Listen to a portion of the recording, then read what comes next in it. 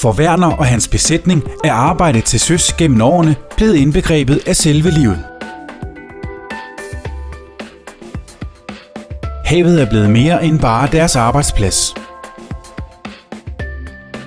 I en tid, hvor efterspørgselen på fisk vokser, er behovet for et bæredygtigt fiskeri større end nogensinde. Werner og mandskabet arbejder målrettet med dette i hverdagen og ved, at det er den eneste måde at sikre deres fremtid på.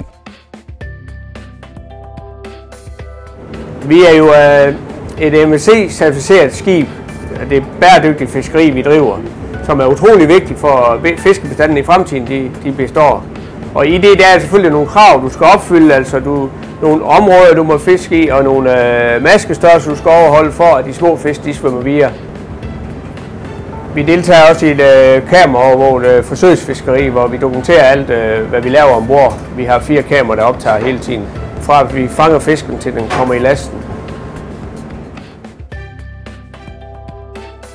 Ja, det er vigtigt at have en hurtig forarbejdning af fiskene, så man kan få den hurtigt på køl, for at opbevare friskheden af fisken. Så vi er også fødevaregodkendt her på båden, så det vil sige, at vi har sådan lige så meget kontrol med hygiejne, som vi har i en stor køkken for eksempel.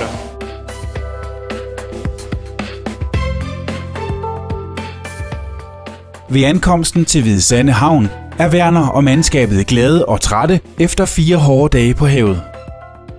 Under losningen fordeles lasten i 2 partier. Den ene del til fiskeauktionen, og den anden del der til direkte levering hos restauranter og store køkkener.